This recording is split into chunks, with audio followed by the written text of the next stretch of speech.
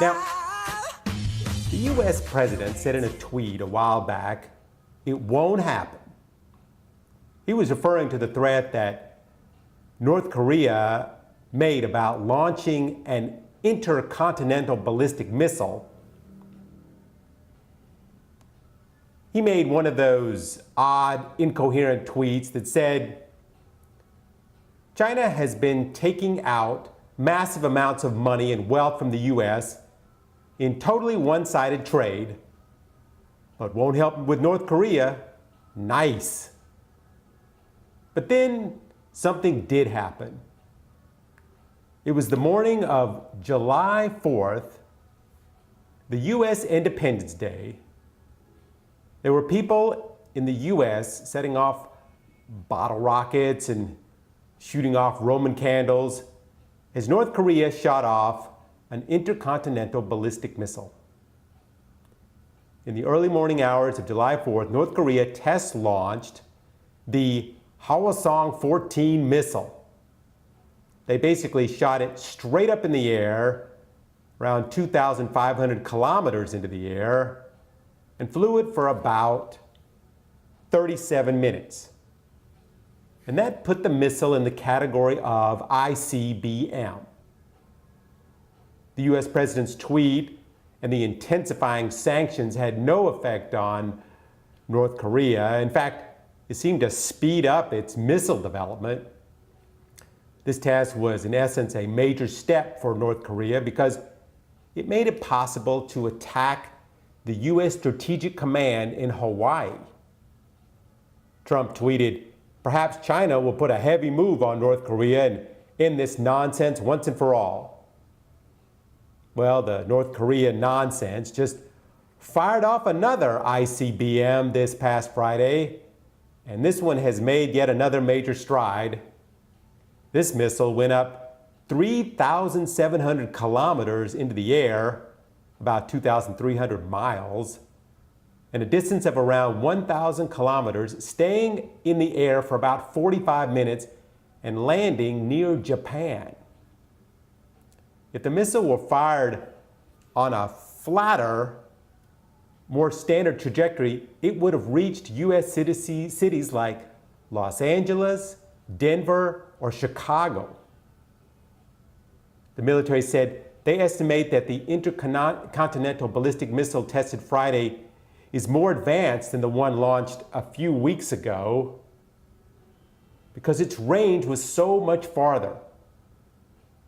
They said this one could have easily hit Alaska, if not other cities. The U.S. president released a statement threatening the world with these weapons and tests further isolates North Korea, weakens its economy, and deprives its people. The United States will take all necessary steps to ensure the security of the American homeland and protect our allies in the region. Now, the North Korean government countered this statement after the launch, saying the test was designed to show that their missile could carry a large-sized nuclear warhead. It said Washington should record this launch as a grave warning. The president of North Korea, who was watching the missile launch, said the whole U.S. mainland is now within North Korea's reach. He called the weapons program a precious asset that cannot be reversed or replaced. The U.S. in turn conducted a live fire exercise as a show of force in response to the missile test. The exercise included firing its own missiles into the ocean. So as the two countries showed their great power by blasting extremely expensive missiles into the ocean, what is their final goal? What does the U.S. and North Korea want? First thing is that the U.S. president says that North Korea can never put a nuclear device on one of those missiles. Well, I guess we pretty much know what's going to be coming next. But that's really what the U.S. wants. They want verifiable and irreversible denuclearization, and to know that North Korea could not ever fire off a nuclear missile. But that is obviously not going to happen. The North Korean leader Kim Jong-un knows what happened when Libya and Iraq laid down their arms to the U.S. North Korea has declared that after the last week's ICBM test that unless the U.S. abandons its hostile policy and nuclear threat against his country, his nuclear weapons and ballistic missiles will never be on the table for negotiation. The U.S. bombed Hiroshima and Nagasaki, completely annihilating somewhere around 200,000 people in just seconds. Since then, the U.S. has held North Korea at bay with the threat that it could happen to them. So before anything can be negotiated, North Korea needs the U.S. to leave Korea, to withdraw its troops completely from the Korean Peninsula. And, well, this, of course, is completely out of the question for the U.S. because the presence in Korea is a strategic foothold in Asia. So the two countries are locked in a perpetual standoff with North Korea continuously firing off missiles and the United States piling up on the sanctions, both sides trying to force the other to give up. North Korea has offered a possible solution, and that it will stop testing its nuclear weapons and missiles if the United States stops its military exercises in the region. Several other countries think this idea could put the fire out, which keeps getting hotter and hotter.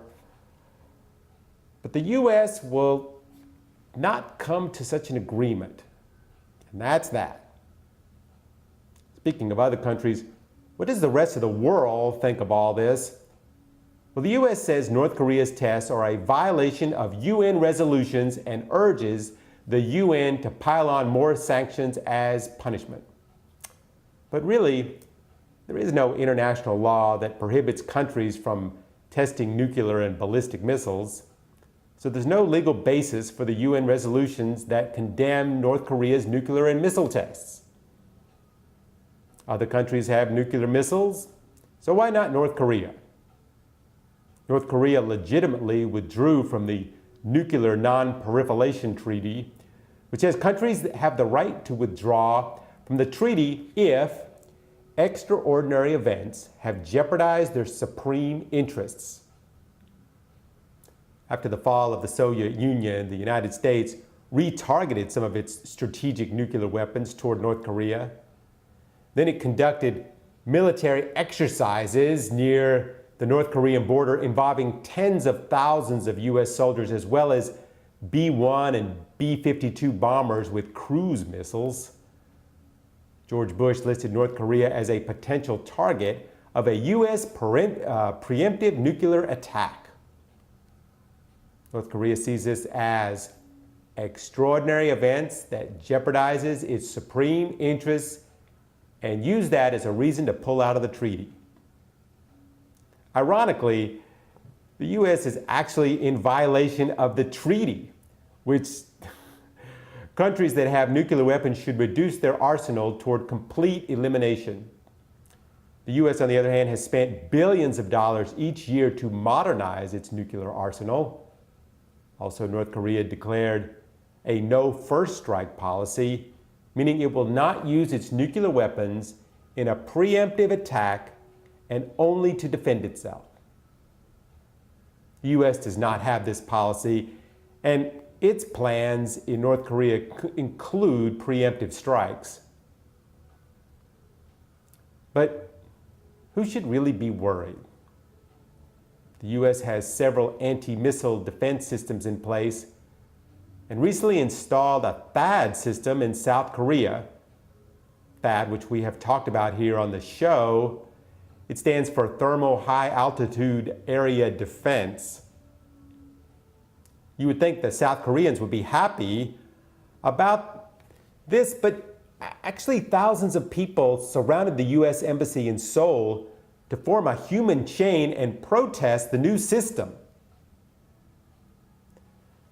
They held up signs and read Koreans hate THAAD and yes to peace.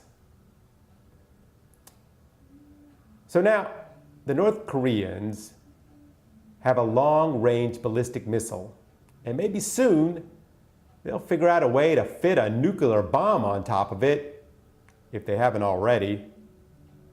And the US will be continuing to add sanctions and come up with new ways to try and stop North Korea. In the meantime, the South Koreans will hold up their signs and demand peace from both. And not one of them seems to be backing down anytime soon. This is Eric McCain here on The Jam on DZRJ Radio. We're talking about stories going on around the world